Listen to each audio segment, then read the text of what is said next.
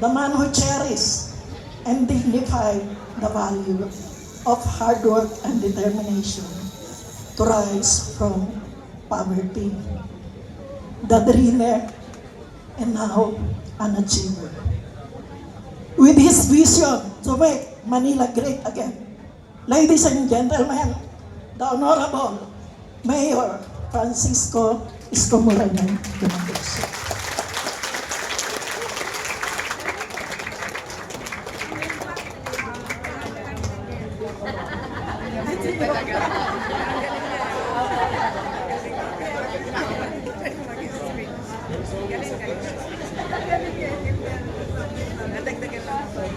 Palakpakan niyo naman si Direktor.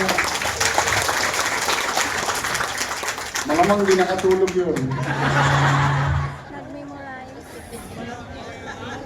It is not about the speech, but the value of what she was saying.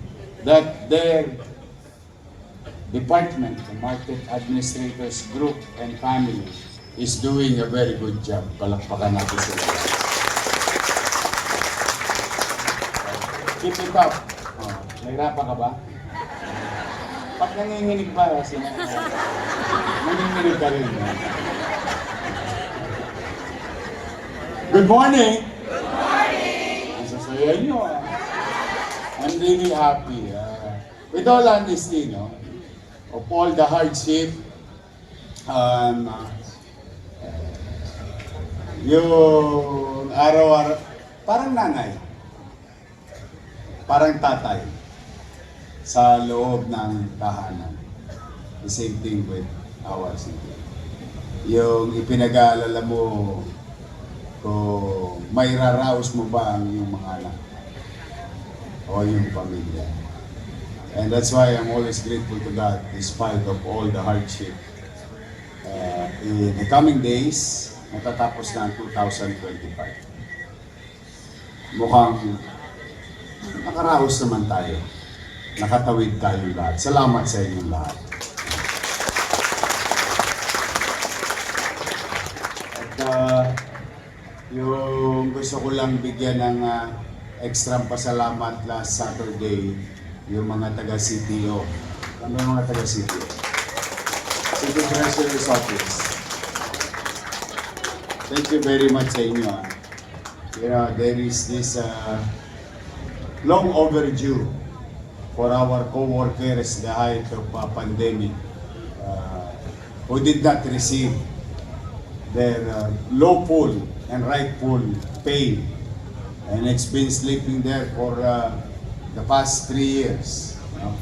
I'm just happy that Paul gave me a letter last September, and next is the memorandum of agreement with DOH, and immediately I sign it, then I process it.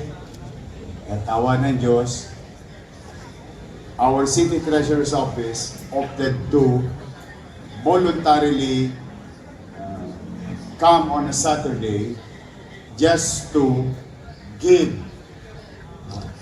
844 individuals. Out of that 700 plus, hindi makapaniwala, pumunta yung iba dyan alas 7, alas 8 pa lang tapos na sila. Akala nila maghapon yung bigayan. Kaya palakpakan natin yung ating mga citizens. Yun po yung heya. Heya, heya. I'm really happy for them. At nataon din, pasalamat sa taxpayer and all other things. So, we move on. We're gonna face another year. New challenges for us. And hopefully, we continue to earn the trust and confidence of our people, especially the taxpayer and the business sector. We will aim another level of target among each other, among respective offices and department. But for now, I just want you to finish whatever spending there.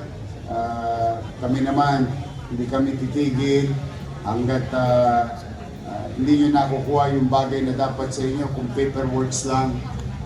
In fact, thanks to Secretary Sarkal, and I went there Saturday and continue to sign things para ma-ATD na. Alam niyo yung ATD Auto deposit ba tawag doon? Debit.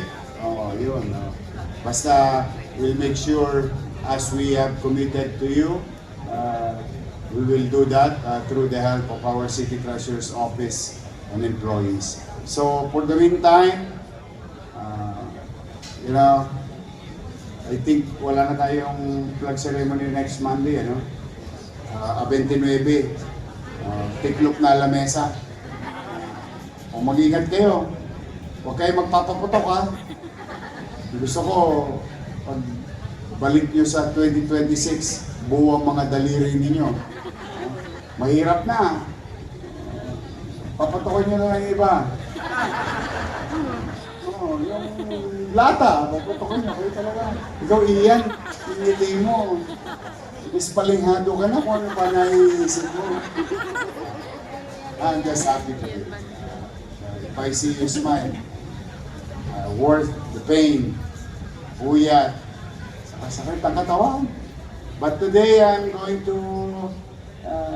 we are going to make the people of Sampaloc happy. Because we made a commitment to them when I saw one of the health facility during the rainy season. Pinakamagandang emergency room sa buong Pilipinas na nakita ko noong July. May sariling falls sa loob ng emergency room. May tabo dito sa tabi ng pasyente, may balde at planggana sa gilid ng nurse station, and so on. Sometimes adversity teaches us lesson. Sometimes adversity giving us opportunity to be better. During adversity, we can make use of it in our advantage. But today, as I have committed 2 months ago, that we're going to build it, rebuild it, rehabilitate it, and make it better. And ibibigay natin ng before Christmas. And today it's gonna happen. I'm happy kung may taga-Sampaloc dito. Ito yung emergency na pumapasok ka pa lang, nabubuhay ka na. Nung araw, pag papasok ka sa Sampaloc, padilim na buhay mo. Nagdidelirio ka na, lalo dumidilim. But I'm proud of those doctors and nurses, those frontliners. Despite of that kind of environment or working environment, they opted to deliver their best skills and experience giving healthcare.